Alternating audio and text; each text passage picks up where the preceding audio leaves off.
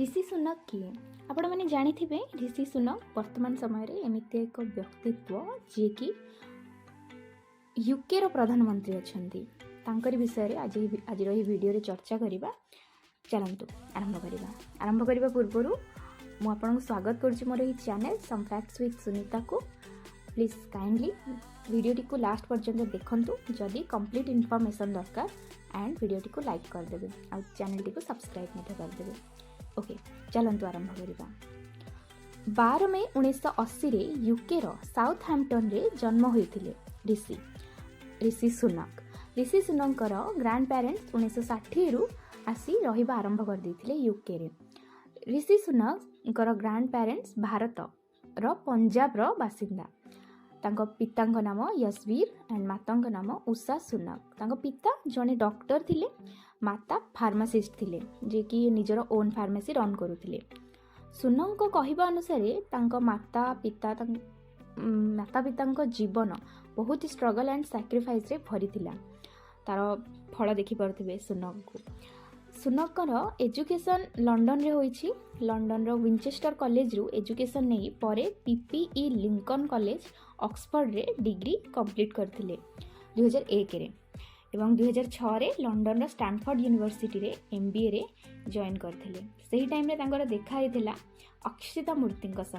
हाँ जे कि तांकर love of life Akshata Murty आपण जानिथिबे हम इंडिया रो फादर ऑफ आईटी आमे जहा को कहूचे इन्फोसिस रो फाउंडर मिस्टर नारायण मूर्ति झील।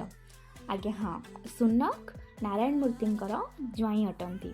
सुनक एवं अक्षिता प्रेम विवाह करथिले। तांकर दुईटी झील भी अच्छी कृष्णा सुनक एंड अनुष्का सुनक। यहाँ पर ऋषि सुनक एजुकेशन कंप्लीट होला परे से पॉलिटी रे डिग्री भी नहीं। आपण माने जानिथिबे डिग्री पॉलिटी तो करिवार ही थिला, तांको पॉलिटिक्स रे जॉइन हबार ही थिला। तापर फिलोसफी मध्य पढ़ी थिले। ऋषि सुनक बहुत ही एजुकेटेड थिले। एजुकेशन कंप्लीट करिबा परे 2001 रु 4 पर्यंत गोल्डमैन सैक रे काम करथिले। एहा एक इन्वेस्टमेंट बैंक। आपण माने जानिथिबे इन्वेस्टमेंट बैंक विषय रे माने शेयर मार्केट रे इन्वेस्ट करिबा हेउ बा आईपीओ आनिबा हेउ सब इन्वेस्टमेंट बैंक ही करे। सेठारे एनालिस्ट भाबे से काम करथिले। इन्वेस्टमेंट बैंकर थिले से एनालिस्ट भाबे काम करथिले। एहा परे से हेज फंड पाई काम करथिले। हेज फंड मैनेजमेंट फर्म आपण ए विषय सर्च करिवे गूगल रे बहुत किछि जानिबा पई अछि। एहा एक चिल्ड्रन्स इन्वेस्टमेंट फंड एबे भी चलीछि। ए फंड रे पार्टनर भी होइथिले 2006 रे। से तांको करियर को बहुत ही स्ट्रांग करथिले। एहा परे एंट्री करथिले पॉलिटिक्स रे। ऋषि सुनकर स्ट्रैटेजी बहुत ही क्लियर थिला एंड बहुत ही स्ट्रांग थिला। प्रथमे से करियर को स्ट्रांग करथिले।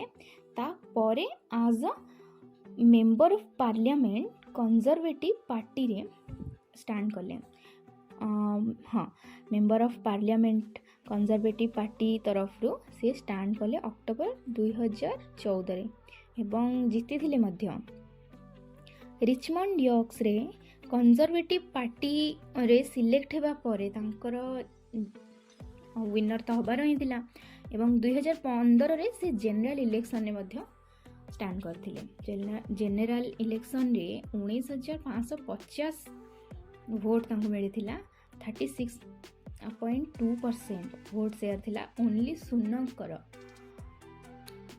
गोटे कथा आपण जानिथिबे ब्रेक्सिट पई ब्रिटेन रे बारंबार वोटिंग होइथिला। एटा सेई आपणकर 2015 रु 19 भितर थिला 19-17 एई भली भाबरे। तो ब्रेक्सिट पई ब्रिटेन रे बारंबार वोटिंग हेबा जोगु ब्रिटेन रो लोक माने भी टेक्निकली इरिटेट हो जाइथिले। तापरे अगेन 2017 रे पुणी थरे ऋषि एमपी होइथिले।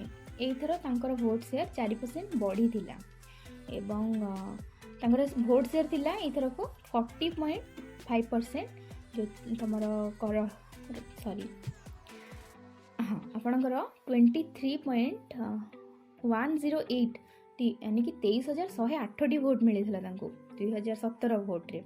देन 2019 रे जो वोट होइतिला सेथिरे आहुरी अधिक वोट शेयर थिला तांकर परसेंट 47.26%। ओके, जो थी कि 27,210 भोट तांको मिली। पूर्वतन पीएम बोरिस जॉनसन को द्वारा सुनक अपॉइंट होते as a chief secretary for treasury 24 जुलाई 2019 रे। देन फाइनली 24 अक्टोबर 2022 दिन सुनक यूकेर प्रधानमंत्री भावे मनोनीत हेले एज अ पीएम।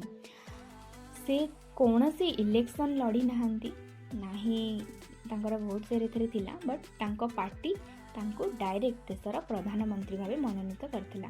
एहा पूर्वरु यूकेर प्राइम मिनिस्टर थिले लिज ट्रस, जे कि ओनली 44 डेज पाई यूकेर प्रधानमंत्री थिले। आपण तांको विषय सर्च करिवे। ओके, यह तो थिला ऋषि सुनकर जन्मरू प्रधानमंत्री बनवा पर्यंत तांको यात्रा। नेक्स्ट आहरी बहुत किछि अछि डिस्कस करबा पई आ गोटे वीडियो रे।